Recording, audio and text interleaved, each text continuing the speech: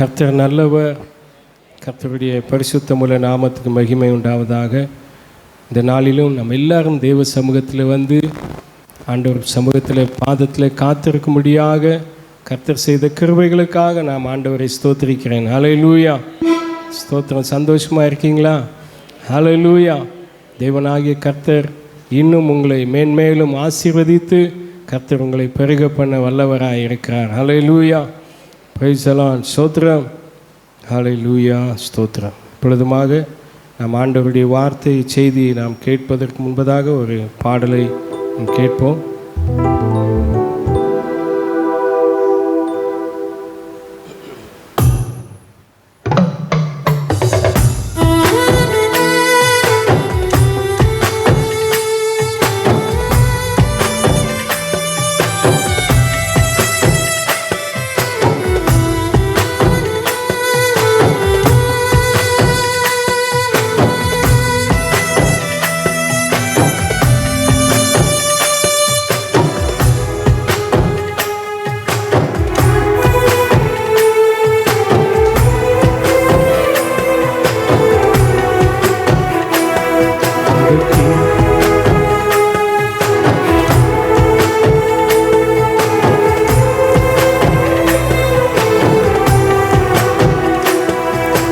கிருபை இல்லாம வாழ முடியாதையா,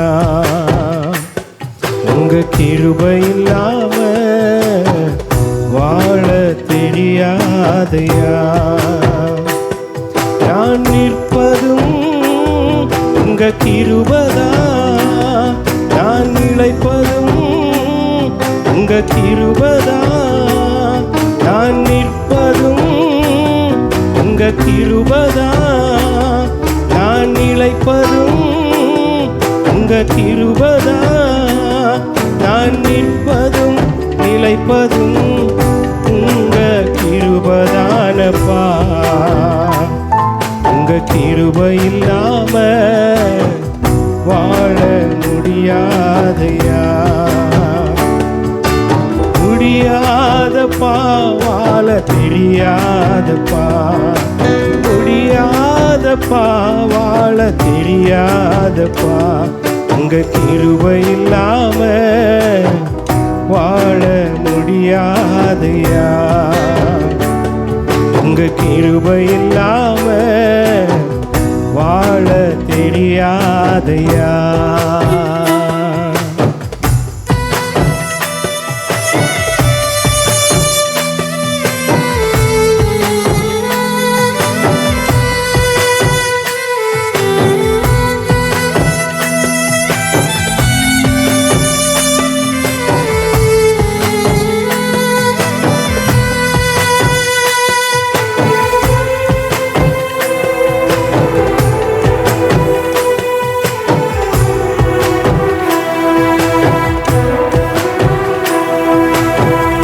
காலையில் எழுந்தவுடன் புது கிருபை தாங்குது, வாழ்நாள் முழுவதும் மகிழ்ச்சிக்குள்ளே நடத்துது.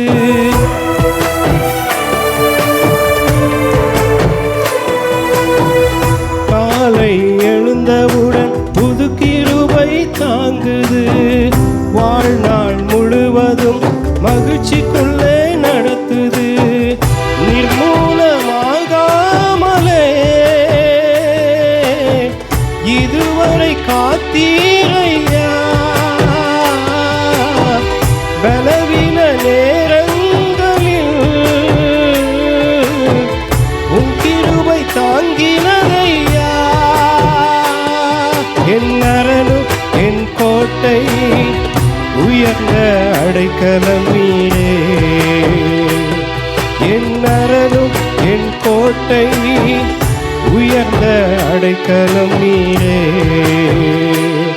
உங்க கிருபை இல்லாம வாழ முடியாதையா, உங்க கிருபை இல்லாம வாழ தெரியாதையா.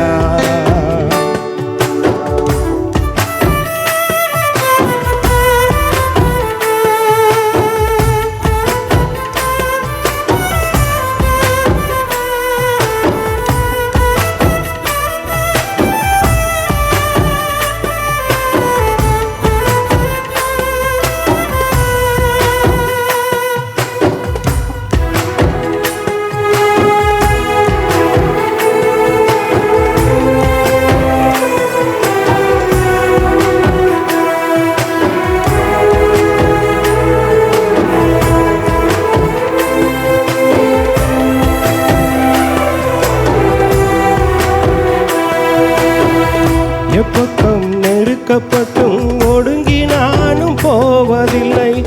கிருபை மேல் கிருபை தந்து கால்கள் ஊன்றி நடக்க செய்தீர்.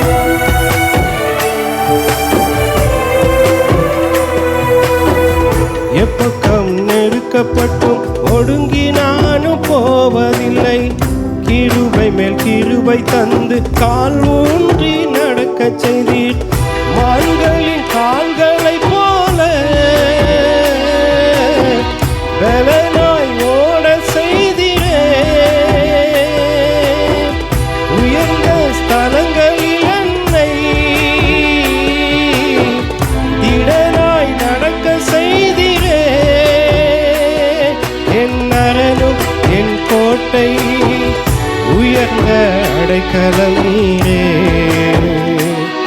என் அரணும் என் கோட்டை உயர்ந்த அடைக்கலம் நீரே. உங்க கிருபை இல்லாம வாழ முடியாதையா. உங்க கிருபை இல்லாம வாழ தெரியாதையா. நான் நிற்பதும் உங்க கிருபைதா, நான் நிலைப்பதும் உங்க கிருபைதா. நான் நிற்பதும் நிலைப்பதும் உங்க கிருபைதானப்பா. நான் நிற்பதும் நிலைப்பதும் உங்க கிருபைதானப்பா.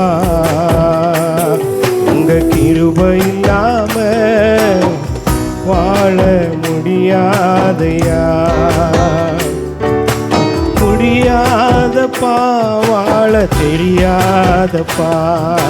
முடியாதப்பா, வாழ தெரியாதப்பா. உங்க கிருபை இல்லாம வாழ முடியாதையா. உங்க கிருபை இல்லாம வாழ தெரியாதையா. ஆமென், ஹல்லேலூயா, ஸ்தோத்திரம். கர்த்தருடைய கிருபை நம்மை இதுவரையிலும் தாங்கி நடத்தி வந்திருக்கிறது. ஹல்லேலூயா.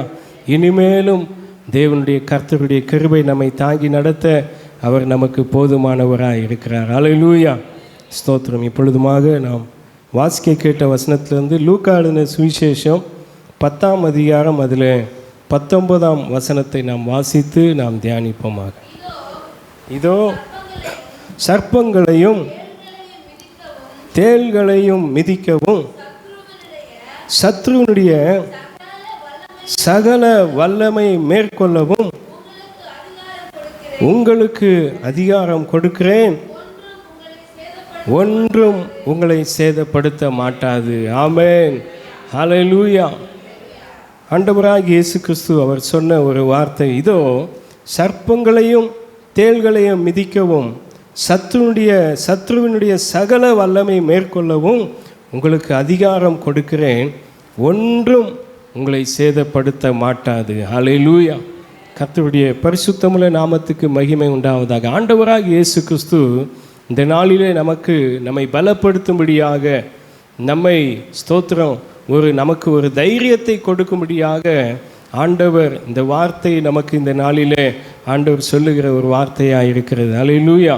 ஆண்டவர் இயேசு இந்த பூமியிலே தம்மோடு கூட இருந்ததான சீஷர்களை அவர்களை எல்லா ஜனங்கள் மத்தியிலே ஆண்டவர் அனுப்பினார். நீங்கள் போய் எல்லா ஜனத்துக்கும் சுவிசேஷத்தை சொல்லுங்கள், வியாதியஸ்தரை சொஸ்தமாக்குங்கள், பிசாசுகளை துரத்துங்கள் என்ற ஒரு வார்த்தை அவர்களுக்கு சொல்லி அவர்களை அனுப்பினார். ஆண்டவர் இயேசு ஜனங்களை, அதாவது தம்மோடு கூட இருந்தவர்களை, சீஷர்களை அனுப்பினார். அவர்கள் போய் ஜனங்களை, எல்லா பிசாசின் கிரியைகளை அகப்பட்ட ஜனங்களை எல்லாரையும் சீஷர்கள் விடுவித்தார்கள். எல்லாருக்கும் வியாதியஸ்தராய் இருந்த ஜனங்களுக்கு ஜெபித்த போது, இயேசுவின் நாமத்தை சொல்லி ஜெபிக்கும் போது ஜனங்கள் எல்லாரும் சொஸ்தமானார்கள். இதனால் சீஷர் எல்லாரும் சந்தோஷப்பட்டாங்க. எல்லாரும் தேவனுக்கு மகிமை செலுத்தி எல்லா ஜனங்களும் சந்தோஷப்பட்டாங்க. அப்பொழுது தொடர்ந்து ஆண்டவர் இயேசு இந்த வார்த்தை சொல்லுகிறார், இதோ நீங்கள் சர்ப்பங்களையும் தேள்களையும் மிதிக்கவும் சத்ருனுடைய சகல வல்லமையும் மேற்கொள்ளவும் நான் உங்களுக்கு அதிகாரம் கொடுக்கிறேன், ஒன்றும் உங்களை சேதப்படுத்த மாட்டாது. ஹல்லேலூயா. இன்றைக்கு ஆண்டவராகிய இயேசு கிறிஸ்து நமக்கு சொல்லுகிற ஒரு வார்த்தை, ஒரு சேதமும் உங்களுக்கு வராது என்று கர்த்தர் சொல்லுகிறார். ஹல்லேலூயா. ஒரு சேதமும் உங்களுக்கு வராது, ஒன்றும் ஒரு சேதமும் வராது. ஆண்டவர் சொல்லுகிற ஒரு வார்த்தை இன்றைக்கு அதுதான். பாருங்கள், இந்த உலகத்தில் சத்ருவாகிய பிசாசானவன் அவன் தந்திரமாய் அநேகருடைய வாழ்க்கையிலே அவன் சேதப்படுத்தும்படியாக அவன் பலவிதமான தந்திரத்தில் வருகிறான். தேவ ஜனங்களை பல விதத்தில் சேதப்படுத்தும்படியாக அவன் பல சதித்திட்டங்களை அவன் தீர்க்கிறான். சத்ருவனுடைய அவனுடைய வல்லமையினாலே தேவ பிள்ளைகளுடைய, அதாவது குடும்பத்தில் இருக்கிற ஐக்கியத்தை அவன் சேதப்படுத்தணும்.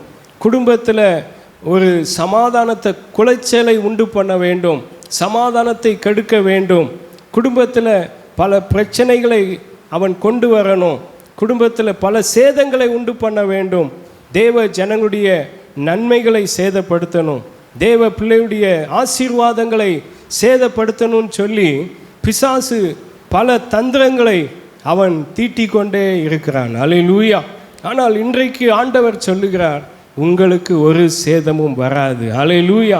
பிசாசு எவ்வளோதான் தந்திரம் போட்டாலும் பாருங்கள், யோவான் 10ஆம் அதிகாரம் 10ஆம் வசனம் சொல்லுகிறது, அதாவது திருடன் திருடவும் கொல்லவும் அழிக்கவுமே வருகிறான் என்று வேறு ஒன்றுக்கும் வரான், நானோ அவைகளுக்கு ஜீவன் உண்டாயிருக்கவும் அது பரிபூர்ணப்படவும் உலகத்தில் வந்தேன். அல்லேலூயா.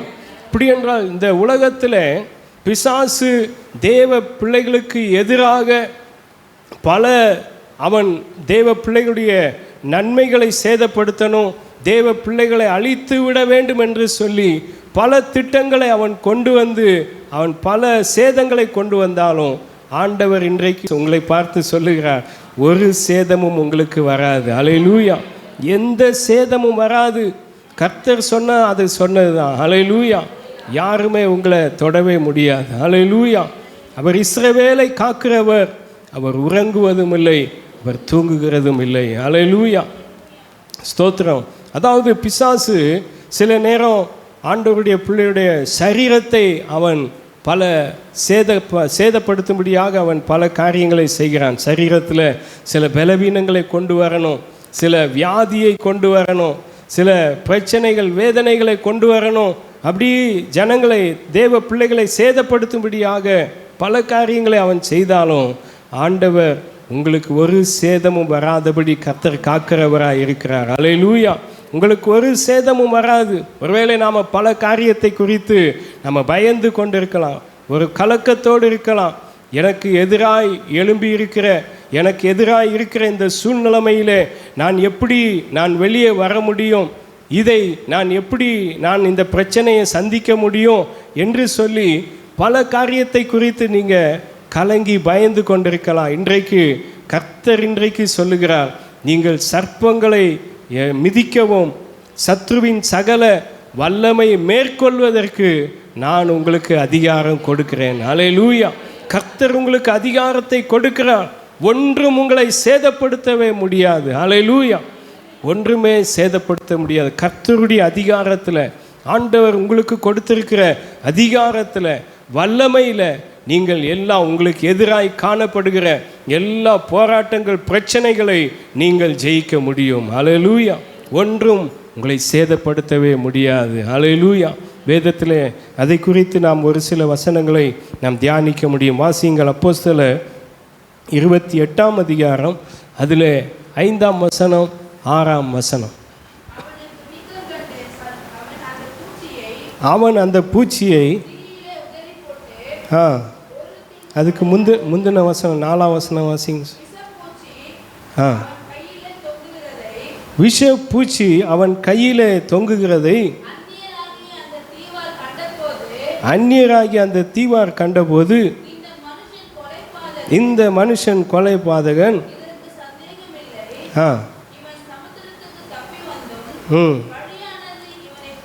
பலியானது இவனை பிழைக்க ஒட்டவில்லை என்று தங்களுக்குள்ளே சொல்லி கொண்டார்கள், அவன் அந்த பூச்சியை தீயிலே உதறி போட்டு ஒரு தீங்கும் அடையாதிருந்தான் அவனுக்கு வீக்கம் கொண்டு அல்லது அவன் சடுதியாய் விழுந்து சாவான் என்று அவர்கள் பார்த்து கொண்டிருந்தார்கள். நெடுநேரமாய் பார்த்து கொண்டிருந்தும் ஒரு சேதமும் அவனுக்கு வராததை கண்டபோது வேறு சிந்தையாகி இவன் தேவன் என்று சொல்லி கொண்டார்கள். ஹல்லேலூயா. பாருங்க, இங்கே அப்போஸ்தலனாகிய பவுலை குறித்து சொல்லப்பட்டிருக்கிறது. அவனுக்கு ஒரு ஆபத்து, ஒரு பிரச்சனை வருகிறது. அங்கே எல்லா ஜனங்களும் சுற்றி பார்க்குறாங்க, இவனுக்கு ஏதோ ஒரு ஆபத்து நடக்க போகுது, இவன் அவ்வளோதான், இவன் கதை முடிஞ்சு போச்சு அப்படின்னு சொல்லி பார்க்கும்போது அவனுக்கு ஒரு சேதமும் வரவில்லை. ஹல்லேலூயா. இந்த அதிகாரத்தில், முந்தின அதிகாரத்தில் வாசிக்கும்போது, அதாவது அப்போஸ்தலனாகிய பவுலோடு கூட அநேக ஜனங்கள் 276 பேர் அந்த கப்பல் பிரயாணத்தில் போகிறாங்க. போகும்போது அந்த கப்பல் அது பயணம் போய்கிட்டு இருக்கும்போது திடீரென்று ஒரு காற்று கொந்தளிப்பு, எதிர்காற்றெல்லாம் அடிக்குது. கிட்டத்தட்ட 13-14 நாள் அவங்களுக்கு ஒரே காற்று, புயல் காற்று, முன்னேறி அவங்க படகு முன்னேறி செல்ல முடியாதபடி பல பிரச்சனைகள். அங்கே எல்லாரும் பயந்து கலங்கி கொண்டே இருக்கிறாங்க. இனி அவ்வளோதான், இந்த கடலில் நம்ம கதை முடிஞ்சிரும் போல, தப்பி பிழைப்போம் என்ற நம்பிக்கையற்றவர்களாக இருந்தார்கள் என்று வசனம் சொல்லுகிறது. அவ்வளோ 13-14 நாள் சூரியனும் பார்க்க முடியல, சந்திரனையும் பார்க்க முடியல, ஒரே இருட்டு, காற்றும் மழையும் அடித்து ஒரே சுற்றி சுற்றி அடிக்குது. அப்படி அந்த சூழ்நிலைமையில் பவுலோடு கூட கர்த்தர் சொன்ன அந்த வார்த்தையின்படி, நீங்கள் எல்லாரும் தைரியமாக இருங்க, ஆண்டவர் நமக்கு ஒரு சேதமும் வர விடவே மாட்டார். அல்லேலூயா. கப்பல் சேதமே அல்லாமல் பிராண சேதம் வராது என்று சொல்லி அந்த ஆண்டவருடைய வார்த்தையை பவுல் ஜனங்களுக்கு சொல்லி, அந்த வார்த்தையின்படியே ஜனங்கள் எல்லாரும் பாதுகாக்கப்பட்டார்கள். அல்லேலூயா. இந்த 27ஆம் அதிகாரம் கடைசி வசனம் சொல்லுகிறது, இவ்விதமாக எல்லாரும் தப்பி கரை சேர்ந்தார்கள். அல்லேலூயா. எல்லாரும் தப்பி கரை சேர்ந்தாங்க. எந்த இடத்துல கரை சேர்ந்தாங்கன்னா, அடுத்த அதிகாரம் 28ஆம் அதிகாரம் 2ஆம் வசனம் சொல்லுகிறது, மெலித்தா தீவிலே எல்லாரும் வந்து கரை சேர்ந்தாங்களாம்.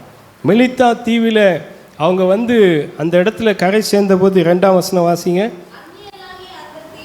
அந்நியராகி அந்த தீவார் எங்களுக்கு பாராட்டின அன்பு கொஞ்சமல்ல, அந்த வேளையிலே பிடித்திருந்த மழைக்காகவும் குளிருக்காகவும் அவர்கள் நெருப்பை மூட்டி எங்கள் அனைவரையும் சேர்த்து கொண்டார்கள். பாருங்க, பவுலும் அவனோடு கூட இருந்த ஜனங்கள் எல்லாரும், அந்த மெலித்தா தீவில் இருந்த ஜனங்களெல்லாம் அவங்கள அன்போடு ஏற்றுக்கொண்டாங்களாம். பாருங்கள், இந்த ஜனங்கள்லாம் இந்த கடலில் எவ்வளோ கஷ்டப்பட்டு எவ்வளோ பாடுபட்டு இவங்க வந்து இந்த இடத்துல உயிர் தப்பி பிழைச்சி வந்திருக்கிறாங்க அப்படின்னு சொல்லி அவங்க மேலே பரிதாபப்பட்டு அவங்கள அன்போடு சேர்த்து கொண்டு அவங்களுக்கு வேண்டிய உதவியெல்லாம் செய்கிறாங்க.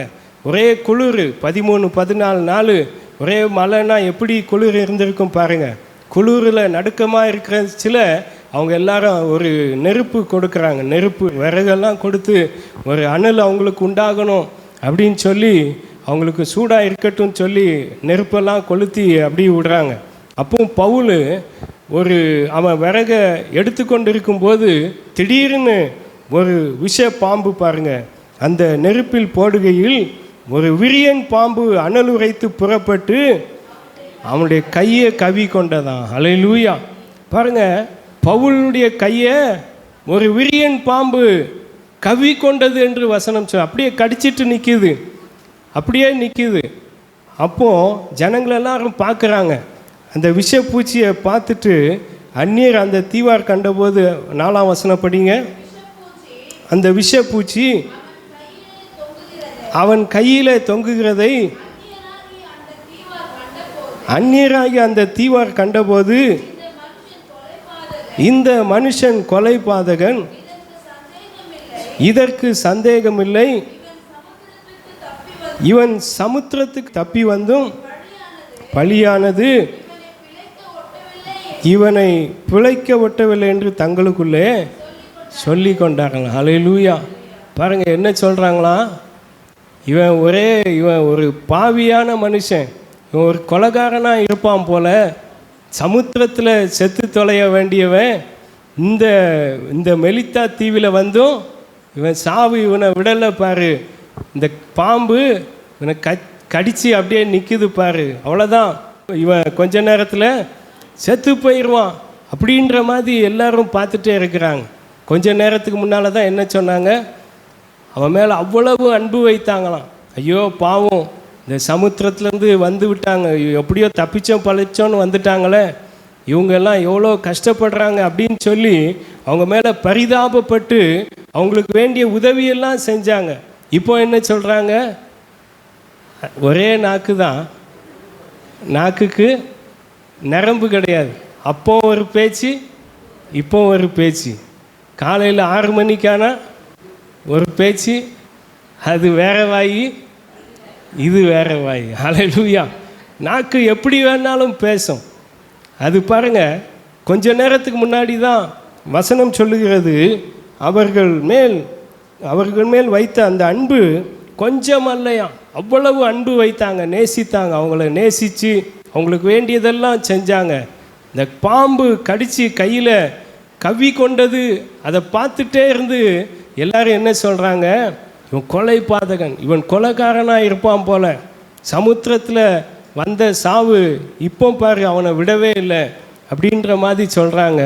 ஆனால் ஸ்தோத்திரம், அவங்க பார்த்துட்டே இருக்கும்போது பவுல் என்ன செஞ்சாராம், 5ஆம் வசனம் சொல்லுகிறது, அவன் அந்த பூச்சியை தீயிலே உதறி போட்டு ஒரு தீங்கும் அடையாதிருந்தான். ஹல்லேலூயா. அந்த பூச்சியை தீயில உதறி போட்டானா. ஹல்லேலூயா. நீங்கள் என்ன செய்யணும், உங்களுக்கு எதிராக என்ன பிரச்சனை வந்தாலும், உங்கள் சரீரத்தில் சில பலவீனம் வந்தாலும், சில நோய் வந்தாலும், நீங்கள் என்ன செய்யணும், பவுல் உதறி போட்ட மாதிரி உதறி போட்டுறணும். ஹல்லேலூயா. உதறி போட்டுறணும். அந்த தீயில எப்படி பாருங்க, எல்லா ஜனங்களும் பார்த்துக்கிட்டே இருக்கிறாங்க, அவ்வளோதான், இவன் கதை முடிஞ்சிரு போல, இந்த விஷப்பாம்பு தொங்கிக்கிட்டே இருக்குது, எல்லாருடைய பார்வையில் அது பெரிய பிரச்சனையாக இருக்குது. ஆனால் பவுல் எப்படி பார்க்குறான்னா, அது சின்ன ஒரு பூச்சி தான். ஹல்லேலூயா. அவன் அப்படி உதறி போடுகிறான். அப்படி ஒரு சேதமும் வராதபடி கர்த்தர் பவுலை பாதுகாத்தார். ஹல்லேலூயா. எப்படி தேவனுடைய அபிஷேகம் பவுலின் மேலே இருந்ததுனாலே, கர்த்தருடைய கிருபை பவுலின் மேல் இருந்ததுனாலே அவனுக்கு ஒரு சேதமும் வராதபடி கர்த்தர் பாதுகாத்தார். ஹல்லேலூயா. இப்படி என்றால் உங்களுக்கு விரோதமாக சில பிரச்சனைகள், சில போராட்டங்கள் வரலாம், சரீரத்தில் சில பலவீனங்கள் வரலாம், பிரச்சனைகள் போராட்டங்கள் வரலாம். பவுலை போல இயேசுவின் நாமத்தினாலே நான் இதை உதறி போடுகிறேன் என்று சொல்லும்போது உங்களுக்கு ஒரு சேதமும் வராதபடி கர்த்தர் காக்க வல்லவராய் இருக்கிறார். ஹல்லேலூயா. ஒன்றும் உங்களை சேதப்படுத்த முடியாது. கர்த்தர் உங்களுக்கு அதிகாரத்தை கொடுத்திருக்கிறார். சர்ப்பங்களை மிதிக்கவும் தேள்களை மிதிக்கவும் சத்ருவின் சகல வல்லமை மேற்கொள்வதற்கு நான் உங்களுக்கு அதிகாரம் கொடுக்கிறேன் என்று கர்த்தர் சொல்லி இருக்கிறார். ஹல்லேலூயா. ஒன்றும் உங்களை சேதப்படுத்த முடியாது. எந்த தீங்கும் உங்களை அணுகவே முடியாது. ஹல்லேலூயா. தேவன் உங்களோடு கூட இருந்து உங்களை பாதுகாக்க வல்லவராய் இருக்கிறார். அது மாத்திரமல்ல, தானியேலின் புஸ்தகத்தில் 3ஆம் அதிகாரம் வாசிங்க, 25ஆம் வசனம். தானியேல் 3ஆம் அதிகாரம் 25. இதோ 4 பேர் விடுதலையாய் அக்கினியில் உலாவுகிறதை காண்கிறேன். அவர்களுக்கு ஒரு சேதமும் இல்லை. 4ஆம் ஆளின் சாயல் தேவபுத்திரனுக்கு ஒப்பாய் இருந்தார். ஹல்லேலூயா. 4ஆம் ஆளின் சாயல் தேவபுத்திரனுக்கு ஒப்பாய் இருந்தது. ஹல்லேலூயா. பாருங்க, இந்த 3 வாலிபர்கள் தீயில போட்ட பிறகும் அவர்களுக்கு ஒரு சேதமும் வரவே இல்லை. ஹல்லேலூயா. எந்த சூழ்நிலைமையில் பாருங்கள், அந்த பாபிலோன் தேசத்தில் 3 அதாவது எல்லா ஜனங்களும் இந்த பொற்சிலையை வணங்கணும் அப்படின்னு சொல்லி ஒரு கட்டளை வந்தபோது இந்த 3 வாலிபர்கள் மட்டும் அவர்கள் சொல்கிறாங்க, நாங்கள் ஆராதிக்கிற தேவன் எங்களை தப்புவிக்க வல்லவராக இருக்கிறார். ஹல்லேலூயா. எல்லாரும் சொல்லியிருப்பாங்க, நீ இந்த பொற்சிலைக்கு நீ வணக்கம் போடு, நீ குனி, இந்த பொற்சிலைக்கு முன்பதாக நீ தாழ பணிந்து கொள்ளுன்னு சொன்னாங்க. ஆனால் அவங்க சொல்கிறாங்க, நீர் நிறுத்தின சிலையை நாங்கள் வணங்கவே மாட்டோம். ஹல்லேலூயா. இந்த கை எங்கள் கர்த்தருக்கு மாத்திரம்தான் நாங்கள் வணக்கம் செலுத்துவோம், வேறு யாருக்கும் நாங்கள் எங்கள் கையை வணங்கவே மாட்டோம். ஹல்லேலூயா. எங்கள் தலையை நாங்கள் வேறு யாருக்கு முன்பதாக வணங்கவே மாட்டோம். இந்த ராஜாவுக்கு பாருங்கள் பெரிய கோபம் வந்து விட்டது.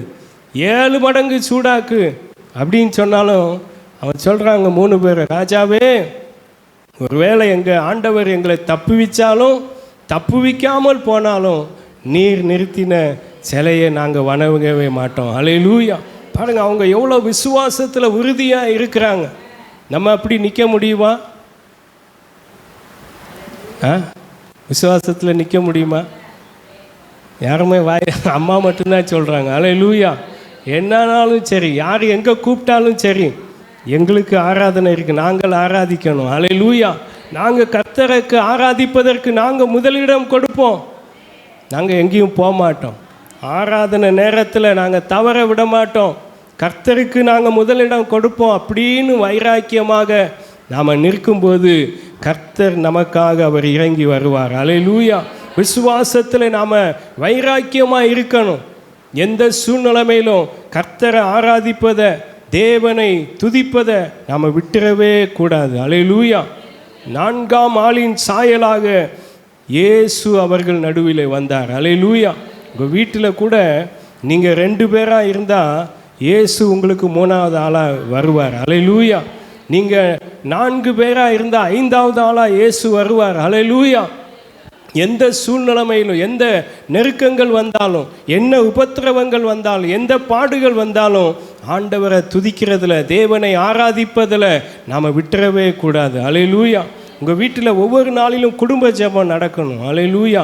குடும்பமாக கூடி நீங்கள் 2 பேராக இருந்தாலும், 4 பேராக இருந்தாலும், 6 பேராக இருந்தாலும் ஒன்று சேர்ந்து கொஞ்ச நேரம், ஒரு அரை மணி நேரமாவது பாடலை பாடி கர்த்தரை உயர்த்தும் போது கர்த்தர் உங்கள் நடுவில் இறங்கி வருவார். ஹல்லேலூயா. ஆண்டவர் இறங்கி வருவார்.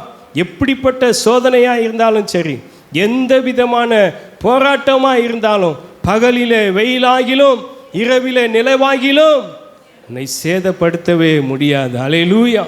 வெயில் அது எதை குறிக்கிறது? வெயில் சோதனை குறிக்கிறது, உபத்திரவத்தை குறிக்கிறது, பாடுகளை குறிக்கிறது. எது உங்கள் வாழ்க்கையில் என்ன போராட்டம் வந்தாலும் ஆண்டவர் சமூகத்தில் குடும்பமாக நீங்கள் கர்த்தரை உயர்த்தி பாடி ஜெபிக்கும்போது 4ஆம் ஆளின் சாயலாக இயேசு உங்களுக்காக இறங்கி வருவார். ஹல்லேலூயா. ஒன்றும் உங்களை சேதப்படுத்த முடியாது. எந்த அக்கினி 7 மடங்கு அக்கினி எழும்பி வந்தாலும் ஒரு சேதமும் வராது. ஹல்லேலூயா. எல்லாரும் பார்த்து ஆச்சரியப்படுவாங்க. பாருங்கள், அந்த நேபுகாத் நேச்சார் அவன் ஆச்சரியப்படுறான். 3 பேரை தான் நம்ம போட்டோம், 4 பேர் எப்படி வர முடியும் அப்படின்றத பார்க்குறாங்க. ஹல்லேலூயா. ஒருவேளை உங்கள் குடும்பத்தில் பல பிரச்சனை நிமித்தமாக நீங்கள் உபத்திரத்தில் பல ஒடுங்கி போனவர்களாக இருந்தாலும் அந்த சூழ்நிலைமையில் மற்றவர்கள் உங்களை ஆச்சரியமாய் பார்ப்பார்கள். ஹல்லேலூயா. பாருங்கள், பவுலை கூட அப்படி தான் பார்த்துட்டே இருந்தாங்க. எல்லாம் அவ்வளோதான், இவன் வீக்கம் கொண்டு அவ்வளோதான், இவன் கதை முடிஞ்சு போயிட்டு செத்து போயிடுவான், விஷப்பாம்பு கடித்தா என்ன ஆகும், அவ்வளோதான் முடிஞ்சு போயிடுன்னு நினச்சாங்க. ஆனால் அவன் உதறி போட்ட பிறகு எல்லாரும் அவனை என்ன சொல்கிறாங்க பார்த்துட்டு, இவன் தேவனுடைய மகனாக இருக்கிறான். ஹல்லேலூயா. எல்லாரும் அப்படி பார்த்து உங்களை பார்த்து சொல்லுவாங்க, இவர்கள் தேவன் இவர்களோடு கூட இருக்கிறார், இவர்கள் நடுவில் உலாவி கொண்டு இருக்கிறார், இவர்கள் கர்த்தருடைய ஜனமாக இருக்கிறார்கள். ஹல்லேலூயா. ஒன்றும் உங்களை சேதப்படுத்தவே முடியாது. ஹல்லேலூயா. இப்படி என்றால் தேவனை ஆராதிப்பதில் நான் முதலிடம் கொடுக்கும்போது ஆண்டவர் உங்களுக்காக இறங்கி வருவார். அடுத்ததாக அதே தானியேல் 6ஆம் அதிகாரம் 21, 22 வாசிங்க. அப்பொழுது தானியேல், ராஜாவே நீர் என்றும் வாழ்க, சிங்கங்கள் என்னை சேதப்படுத்தாதபடி தேவன் தமது தூதனை அனுப்பி அதன் வாயெல்லாம் கட்டி போட்டு விட்டாராம். ஹல்லேலூயா. சிங்கங்கள் தானியேலை சேதப்படுத்த முடியவில்லை. கர்த்தர் தூதனை அனுப்பி அந்த சிங்கத்தின் வாயெல்லாம் கட்டி போட்டு விட்டார். ஹல்லேலூயா. தானியேலை குறித்து நம்ம எல்லாருக்கும் தெரியும். அவன் தானியேல் மேல் விசேஷித்த ஆவி இருந்தது. அந்த பாபிலோன் தேசத்தில் அந்த தரியு ராஜா வந்து தானியேலை ஒரு உயர்ந்த ஸ்தானத்தில், அதாவது பாபிலோன் தேசம் முழுவதுக்கும் அவனை அதிகாரியாக ஆக்க வேண்டும் என்று சொல்லி தரியு ராஜா அவன் யோசனை பண்ணி கொண்டே இருந்தான். ஆனால் அந்த ஒரு பெரிய உயர்வு தானியேலுக்கு கிடைத்து விடக்கூடாது என்று சொல்லி அந்த இடத்துல இருக்கிற கூட வேலை செய்கிற பிரதானி எல்லாம் ஒரு சதி திட்டம் பண்ணுறாங்க. இந்த தானியேலை எப்படியாவது அழிச்சிடணும், இவனை இந்த இடத்துல இருந்து விரட்டி விடணும், ஓட விட்டுறணும் அப்படின்னு சொல்லி இவனை எந்த விஷயத்தில் குற்றப்படுத்தலாம் அப்படின்னு சொல்லி எல்லாரும் அங்கே ஐடியா பண்ணுறாங்க. ஆனால் தானியேலின் மேல் விசேஷித்த ஆவி இருந்ததுனால, அவன் கர்த்தருக்கு முன்பதாக உண்மை உள்ளவனாக இருந்தபடினால அவன் மேலே ஒரு குற்றத்தையும் சுமத்த முடியல. ஹல்லேலூயா. ஆனாலும் அவன் எப்படிலாமோ ட்ரை பண்ணி இவன் தேவனை வழிபடுகிற விஷயத்தில் இவனை எப்படியாவது சிக்க வைக்கணும் அப்படின்னு சொல்லி ராஜா கிட்ட சொல்கிறாங்க. ராஜாவே, 30 நாளைக்கு யாரும் இந்த பாபிலோன் தேசத்தில் உம்மை தவிர வேற யாரையும் அவங்க வழிபடக்கூடாது, வேற யாரையும் அவங்க தொழுது கொள்ளக்கூடாது, யாரையும் சேவிக்கக்கூடாது அப்படின்னு சொல்லி ஒரு கட்டளை பிறப்பிக்கிறாங்க. சரி, அது நமக்கு தானே பெருமை அப்படின்ற ஒரு எண்ணத்தில் தரியு ராஜா அங்கே அவர் கையெழுத்து வச்சிடறார். அந்த இதில் கட்டளையில் வச்ச பிறகும் தானியேல் அவர் 3 வேளையும் தவறாமல் தேவனை நோக்கி ஜெபித்து கொண்டே இருக்கிறார். ஹல்லேலூயா. கர்த்தரை ஸ்தோத்திரம் பண்ணி முழங்கால் படியிட்டு எருசலேமுக்கு நேராக பலகணிகளை திறந்து ஆண்டவரை நோக்கி ஜெபித்து கொண்டே இருக்கிறார். அதே அதிகாரம் 10ஆம் வசனம் அப்படியாக சொல்லுகிறது. அந்த தேவனை தொழுது கொண்டு தேவனை பணிந்து கொள்ளுகிற அந்த விஷயத்தில் அங்கே தானியேல் அங்கே அவர் சிக்குகிறார். அங்கே அவர் குற்றவாளியாக காணப்படுகிறார். அப்படி என்றால் பாருங்கள், உங்கள் வாழ்க்கையில் நீங்கள் செய்கிற வேலை ஸ்தலத்தில், நீங்கள் செய்கிற தொழிலில் காரணமில்லாத குற்றங்கள் உங்கள் மேலே சுமத்தி, தேவையில்லாத பழியை உங்கள் மேலே சுமத்தி உங்களுக்கு பல தீமைகளை செய்ய வேண்டும் என்று இந்த உலகத்தில் உங்களுக்கு எதிராக எந்த ஜனங்கள் எழும்பி வந்தாலும் கர்த்தர் உங்களுக்காக எழுந்தருளுவார். ஹல்லேலூயா. பாருங்க, அந்த தானியேல் மேல் குற்றத்தை சுமத்தி அந்த சிங்கத்தின் குகையில் போட்ட பிறகும் அந்த சிங்கத்தின் வாயை ஆண்டவர் கட்டி போட்டு விட்டார். ஹல்லேலூயா. கர்த்தர் தூதனை அனுப்பி கட்டி போட்டு விட்டார். அப்படி என்றால் தானியேலுக்கு ஒரு சேதமும் வரவில்லை. ஹல்லேலூயா. அந்த தரியு ராஜா ஆச்சரியமாக பார்க்குறான், தானியேலே, நீ ஆராதிக்கிற தேவன் உன்னை தப்புவிக்க வல்லவராக இருந்தாரா அப்படின்னு சொல்லி அவனுக்கே ஒரு பெரிய ஆச்சரியம். ஹல்லேலூயா.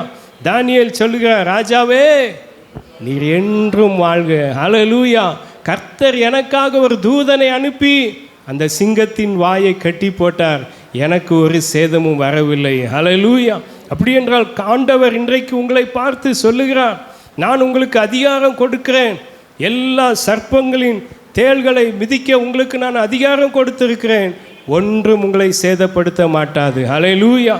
ஆண்டவர் இன்றைக்கு அதிகாரம் கொடுத்திருக்கிறார், ஒரு அபிஷேகத்தை உங்களுக்கு கொடுத்திருக்கிறார். தானியேலுக்குள்ள இருந்த அந்த விசேஷித்த ஆவி, அவர் ஆவியானவர் உங்கள் மேலே இருக்கிறபடினால இந்த உலகத்தில் உங்களுக்கு எதிராக எந்த மனுஷர்கள் தீமையான காரியங்கள் செய்தாலும், எந்த வீணான பழியை உங்கள் மேலே சுமத்தி உங்களை குற்றப்படுத்தினாலும் எதுவும் உங்களை சேதப்படுத்தாது. ஹல்லேலூயா. இயேசு உங்களுக்கு வாக்கு பண்ணியிருக்கிறார், ஒரு சேதமும் உங்களுக்கு வரவே வராது. ஹல்லேலூயா. நீங்கள் எதை குறித்தும், எந்த பிரச்சனை குறித்தும், குடும்பத்தில் இப்படி இருக்குதே, என் எதிர்காலம் எப்படி இருக்கும், ஒரே போராட்டமாக இருக்குதே, ஒரே பிரச்சனையாக இருக்குதே, நான் இதிலேருந்து எப்படி வெளியில் வர முடியும் அப்படின்னு சொல்லி ஒருவேளை நீங்கள் பல காரியத்தை குறித்து கலங்கி கொண்டிருக்கலாம். இன்றைக்கு ஆண்டவர் உங்களை பார்த்து சொல்லுகிறார், உங்களுக்கு ஒரு சேதமும் வராது. அல்லேலூயா. கர்த்தர் உங்களுக்கு கேடகமாய் இருக்கிறார். அவர் உங்களுக்கு கோட்டையாக இருக்கிறார். அவர் உங்களுக்கு பாதுகாப்பை கொடுக்கிற தேவனாய் இருக்கிறார். அல்லேலூயா. சிங்கத்தின் வாயையே ஆண்டவர் கட்டி போட்டுட்டார்னா வேற எது உங்களை தாக்க முடியும்? அல்லேலூயா. எது உங்களை சேதப்படுத்த முடியும்? ஒரு சேதமும் உங்களுக்கு வராது. அல்லேலூயா. ஒரு தீமையும் உங்களை அணுகாதபடி கர்த்தர் உங்களை பாதுகாத்து நடத்துகிற தேவனாய் இருக்கிறார். கர்த்தர் அப்படியே உங்களை நடத்துவார், உங்களை ஆசீர்வதிப்பாராக. நம்ம எல்லாரும் கண்களை மூடி ஆண்டவரை நோக்கி நாம் ஜெபிப்போம். கொஞ்ச நேரம் நம்ம எழுந்து நின்று கர்த்தரை நாம் ஸ்தோத்திரம் பண்ணுவோமா? ஆண்டவர் நமக்கு இன்றைக்கு வாக்கு சொல்லியிருக்கிறார், நீங்கள் சர்ப்பங்களையும் தேள்களையும் நீங்கள் மிதிக்கும்படியாக நான் உங்களுக்கு அபிஷேகத்தை அதிகாரத்தை கொடுத்திருக்கிறேன், வல்லமையை கொடுத்திருக்கிறேன், ஒரு சேதமும் உங்களுக்கு வராது. அல்லேலூயா. நம் வாழ்கிற இந்த உலகத்தில் பல பிரச்சனைகள் மத்தியில், பல போராட்டத்தின் மத்தியில், பல உபத்திரவத்தின் மத்தியில் நாம் கடந்து சென்று கொண்டிருக்கலாம். ஆனால் இன்றைக்கு ஆண்டவர் உங்களை பார்த்து சொல்லுகிறார், ஒரு சேதமும் உங்களுக்கு வராது. அல்லேலூயா. ஒரு சேதமும் வராது. நீங்கள் எல்லாரும் சொல்லுங்கள், ஒரு சேதமும் எனக்கு வராது. அல்லேலூயா. இல்லைன்னா பக்கத்தில் இருக்கிறவங்கள பார்த்து சொல்லுங்கள், உங்களுக்கு ஒரு சேதமும் வராது. அல்லேலூயா. உங்களுக்கு ஒரு சேதமும் வராது. அல்லேலூயா. ஒன்றும் உங்களை சேதப்படுத்த முடியாது. அல்லேலூயா. எல்லாரும் நாம் பாடுவோமா? இரத்த கோட்டைக்குள்ளே நான் நுழைந்து விட்டேன், இனி எதுவும் அணுகாது, எந்த தீங்கும் தீண்டாது. இரத்த கோட்டைக்குள்ளே நான் நுழைந்து விட்டேன், இனி எதுவும் அணுகாது, எந்த தீங்கும் தீண்டாது. நேசரின் ரத்தம் என் மேலே நெருங்காது சாத்தான், நேசரின் ரத்தம் என் மேலே நெருங்காது சாத்தான். பாசமாய் சிலுவையில் பலியானார், பாவத்தை வென்று விட்டார். ஆமென். பாசமாய் சிலுவையில் பலியானார், பாவத்தை வென்று விட்டார்.